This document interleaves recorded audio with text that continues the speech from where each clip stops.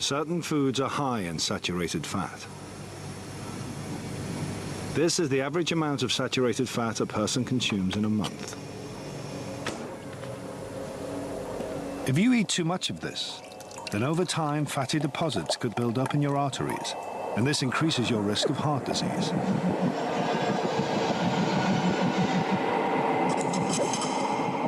If saturated fat can clog this pipe, imagine what it's doing to yours. Maintenant, on a des techniques d'imagerie extrêmement sophistiquées qui permettent de mesurer la quantité de calcium qu'il y a dans les artères. On fait même des scores calciques et il y a des investigateurs qui disent que c'est un bien meilleur prédicteur de l'accident cardiovasculaire que le cholestérol. Alors je vous le donne en mille, quels sont les facteurs associés avec un score calcique élevé? Premièrement, le diabète. Deuxièmement, l'insuffisance rénale, ou la tendance à l'insuffisance rénale. Troisièmement, avoir un cholestérol bas, spontanément. Quatrièmement, prendre des statines. Alors là, vous avez sous les yeux, si je puis dire, un truc qui est épouvantable pour les défenseur des statines. Comment peut-on à la fois dire que les statines diminuent le risque cardiovasculaire, ce que je conteste, et en même temps accepter l'idée que les statines augmentent le score calcique qui est considéré par certains comme le meilleur prédicteur de risque cardiovasculaire. Ça là, c'est incompatible. Si usted ha sufrido o sufre de colesterol alto y su médico le recetó o le ha recetado Crestor, es muy probable que usted tenga varios efectos secundarios, como por ejemplo diabetes tipo 2. Si usted o un pariente ha consumido Crestor y ahora tiene diabetes, llame ya y pida una cita con el abogado Nick Pacheco. Nakon dugogodišnjeg masovnog propisivanja statina na tisuće pacijenata počelo se žaliti zbog teških nuspojava. Došlo je dotle da se odvjetnički uredi u SAD-u reklamiraju preko televizije i pacijentima nude svoje usluge. Bivirkningerne kommer så sent. De kommer ikke med det samme. Kroppen forsøger at modvirke det her med det lave kolesterol, prøver at producere ekstra kolesterol, og det kan tage op til måneder og halve år, inden bivirkningerne kommer. Og de fleste forstår ikke, så forstår de ikke, at det er statinerne, der fremkalder bivirkningerne. Alle de her symptomer, det er de samme, som angriber gamle mennesker. Så kommer der en mand til doktoren og siger, at du ved hvad, der er noget med mine muskler. De er så ømme, og jeg er blevet så svag. Ja, hvor gammel er du, siger så lægen. Ja, jeg er 78. Ja, men der ser du, det er jo noget, der sker alle mennesker. Når vi bliver gamle, vi får dårligt syn, vi får svage muskler, vi bliver glemsomme. Man glemmer, at det her kan skyldes medicinen. Les statines, les médicaments anticholestérol, en général, passent la barrière hématoménagée, c'est-à-dire rentrent dans le cerveau et vont perturber la synthèse du cholestérol dans le cerveau. Et ça, c'est un effet secondaire adverse terrible parce qu'il a été complètement négligé jusqu'à récemment. Et c'est vraiment sous la pression de certains médecins, de certains toxicologues que les autorités sanitaires ont admis que, effectivement, les statines entraînaient des troubles de la mémoire, entraînaient des troubles du sommeil, donc entraînaient une neurotoxicité. Alors c'est complètement sous-estimé aujourd'hui et encore, malheureusement, alors que c'est un facteur toxique majeur.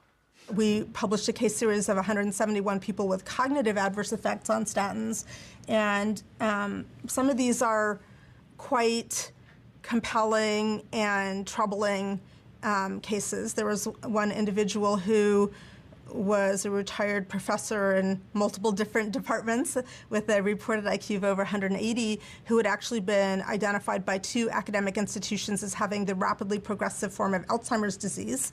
And he actually went to a 50-year school reunion with a sign around his neck saying, "My name is, I have Alzheimer's," so that people would understand why he would repeat the same sentence again and again and wouldn't recognize people he'd known closely for decades. He also couldn't read more than a page of text because he wouldn't remember what he'd read. And then his wife decided to stop his simvastatin, and he appeared to screen for an experimental drug trial for Alzheimer's at another university. And they reassessed him, and they said, not only you don't have Alzheimer's, you don't have dementia. And by his reckoning, it was about 2 years before he was all the way back to normal, but by then he was back to reading 3 newspapers a day, the New York Times, the Wall Street Journal, and Washington Post online. Les grands experts, particulier un groupe anglais qui font des études sur le cholestérol. Ces grands experts qui nous ont dit pendant très très très longtemps, mais non, mais il n'y a pas d'effet secondaire. Mais enfin, alors maintenant, l'un d'entre eux a quand même admis que oui, il y avait probablement une augmentation du taux de diabète. Et on est en train tranquillement d'avoir de plus en plus d'effets secondaires qui sont mis en évidence. Pourquoi? Un, parce qu'avant, on n'en tenait pas compte. Et deux, les gens en prennent maintenant depuis 10-15 ans et que ces effets sont là.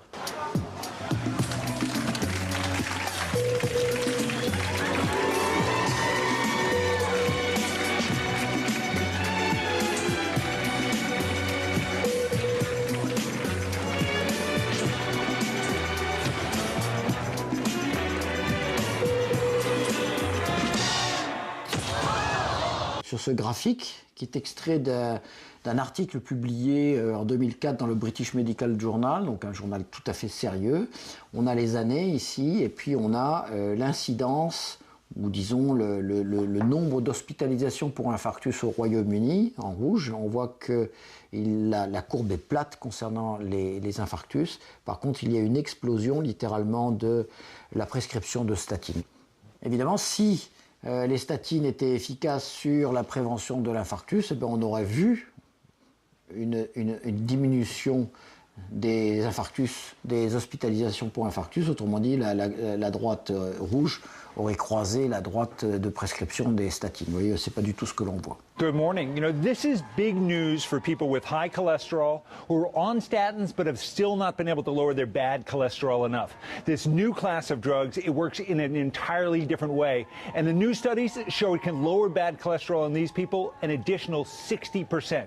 That's huge. But the drug isn't for everyone. It needs to be given by injection every 2 to 4 weeks, and almost 30% of the people in the study had to drop out. Bigger studies are being done now to determine whether these drugs truly reduce the risk of heart attack and stroke, which is really what we're after, and whether they're safe. However, we've been talking to cardiologists all weekend. They're very excited about these drugs, and the FDA is expected to rule on an application for approval later this year. Il y a ceux qui veulent commercialiser des nouveaux médicaments qui font baisser le cholestérol, et c'est eux qui ont le pouvoir, c'est eux qui ont à la fois les moyens financiers pour imposer, pour faire durer cette théorie. Ils ont aussi les relations politiques, administratives, etc. Et puis vous avez un autre petit monde, qu'on pourrait qualifier d'alternatif, qui dit non. Là, la plaisanterie est finie. Maintenant, on a suffisamment de données scientifiques pour dire que c'est pas vrai. Et donc ça, ce petit monde est en train de gagner, en fait, parce que, vous savez, c'est la querelle des anciens et des modernes. Les modernes finissent toujours par gagner. Là, il suffit d'attendre le renouvellement des générations. Mais la bataille va être dure.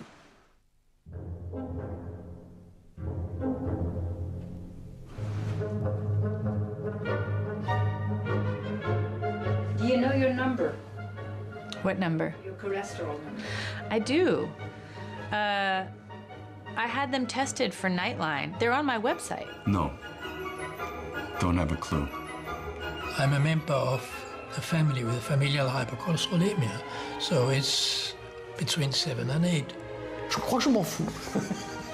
I don't know what it is now. My total cholesterol was 189. I wish it were a bit higher. Alors oui, je le connais parce que mes patients me demandent. No, I actually do not know my cholesterol number. One of these days. I should, but I don't. No. Why should I? I don't think that they have any implications on my... Ich kenne meinen Cholesterinspiegel nicht, beziehungsweise ich habe ihn vergessen. Aus bestimmten Gründen sogar verdrängt.